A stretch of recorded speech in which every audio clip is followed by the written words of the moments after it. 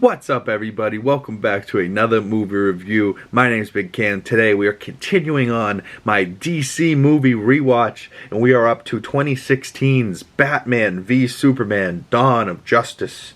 Not Batman vs Superman for some reason. Batman v Superman: Dawn of Justice, and from director Zack Snyder. So of course this is continuing on the Snyderverse of things, and this movie, I believe you're either one way or the other on it.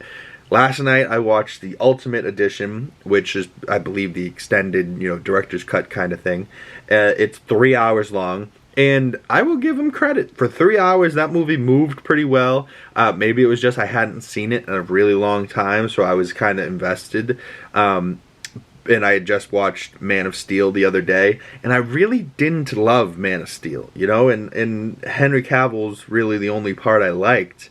But, I still don't really love his Superman. I don't really love Zack Snyder's take on Superman. I don't love the outfit. Like the symbol and the cape look good, and the material of the suit, but it still kind of feels like he's missing the trunks, you know what I'm saying? Of course, Gal Gadot as Gal Gadot, whatever, as Wonder Woman is fucking gorgeous, and she's one of the most gorgeous women alive. So as Wonder Woman, it's kind of perfect. But it's still kind of find it weird, like, this is her origin story, because, like, we don't have a Wonder Woman yet at this point. I think that comes out one of the next few movies. And then we don't have a Batman origin story, right? So we got a Superman origin story, and then poor Ben Affleck has to make his Batman with no origin story, has to be completely different from the character as it is, and he's like this older Batman that has fed up with shit, and he's mad at the Superman for killing innocent people, dropping buildings on them and shit, which was really Zod's fault, and Superman's just trying to save, everyone, but couldn't save everyone because he's getting beat up by Zod.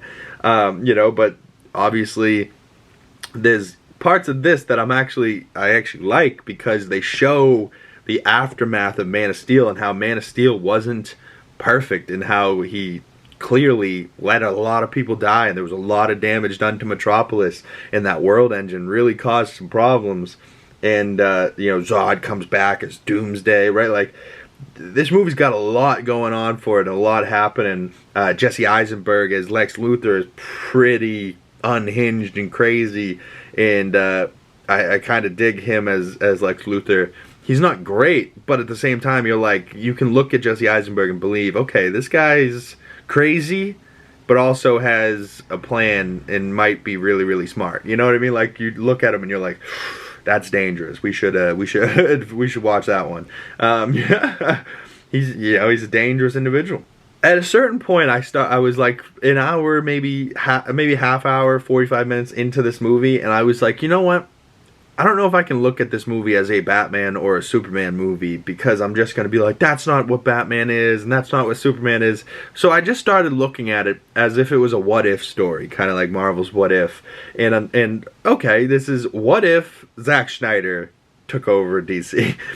No, what if Batman and Superman were killers? What if they were murderers? What if they were dark? What if they were bad? Not necessarily heroes. And at the end of the day, in this, they kind of do the right thing, but really because there's something worse than them. But like, Batman's branding people, he's killing people, right? Like, very, has nightmare sequence in this where he's got a cloak on, and Superman's murdering people, right? So like, it's cool, sure, but it's not who I think the characters are. It's 100% very, very clear that it is how Zack Snyder thinks these characters should be. And I'm so glad we're going to get a take of this that isn't this, right? Like, because this is really the only Justice League live action we've ever seen. And this isn't even the Justice yet. This is the Dawn of Justice, right? So they have the big three: Wonder Woman, Superman, Batman. And then they're going to get, Flash, Cyborg, Aquaman. They have 6. Why do they have 6? I don't know. Maybe because the Avengers had Iron Man, Cap, Hulk, Thor, Black Widow, Hawkeye. I don't know, man. That just seems a little too easy. But I do find it cool, like, that, Bruce is hacking into LexCorp, and Lex is somehow, some way seeming like he's the person that's got the plan behind this whole thing. He was the person that had the bullets for the people out in the desert. He was the guy that found the kryptonite. He stole the kryptonite knowing that Batman wanted the kryptonite. Let Batman steal the kryptonite so that Batman fights Superman. Because he knows that he won't be able to beat Superman. But he arms the Bat so maybe the Bat would be able to beat Superman. Has them fighting while he's trying to do a bigger plan because he knows that plan might not work out. But they're going to have a bigger problem when they get back from that plan. They saved Martha. Both mothers of Martha. That was kind of gay, but also kind of like, alright, it's true. Martha Wayne, Martha Kent, both named Martha. I get it. True, but it's gay. I mean, not like what a movie should be based around. Like, I'm a friend of your son's. I thought so. The cape. Yeah, right, because your son has so many caped friends. This is his first fucking friend. He's only got one other friend, and it's his girlfriend. Fuck. They have Jimmy Olsen in this as a photographer, and he just gets murdered. And he was working for the CIA. That's not Jimmy Olsen, right? Like, so I can't wait to see in Henry Cavill's great as Superman, but he's not Clark Kent. Like, he's so not nerdy. Like, he's just, his Clark Kent's way too cool. And then they kill Superman at the end of this. He sacrifices himself to stab Doomsday more with the spear, and it's like, alright, well, I guess he'll be back, like, and then he comes back for Justice League or whatever else he's in next. I believe the next movie in my DC movie rewatch is Suicide Squad, the first one, and I loved that movie for El Diablo, so I'm going to definitely watch that one with a big smile on my face, because I haven't seen it in years. Or maybe I'll be I'll be surprised and shocked that didn't hold up as well as I thought, but I think I'll still like it. I really liked El Diablo. But overall, I gave this movie 3 out of 5 stars. And that's about middle ground. I could have gave it a 5 out of 10, been right in the middle. But I believe I enjoyed it last night while I was watching it. And I'll watch it again sometime in my life. Do I think it's great? No. But it deserves a 6 out of 10. It's entertaining. It's beautifully shot.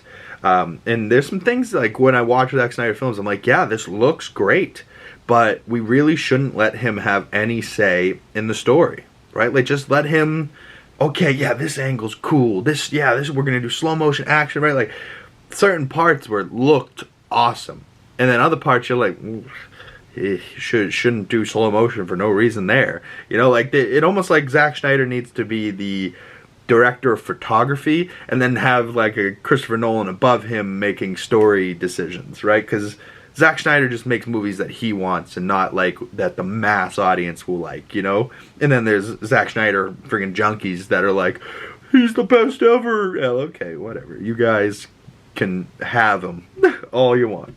But I thought this movie, I was like maybe being harsh on, but the average score for this movie on Letterboxd is 2.4 stars. So I gave it I boosted its average. So 3 out of 5 stars. Comment below, what is your score out of 5 stars or 10 stars, whatever you prefer, in the comment section below. Or you can message me on my other social medias. Link in the description below. You can check me out on Twitter, Instagram, Letterboxd. I'd love for you to check out my Letterboxd and see all my movie reviews over there. We'll be continuing on my DC movie rewatch later next week. House of the Dragon comes out Sunday when this video comes out that night, so hyped for that. And breakdown for House of the Dragon will be coming Monday, so stay tuned for that, y'all, and I will see you beautiful people in the next video.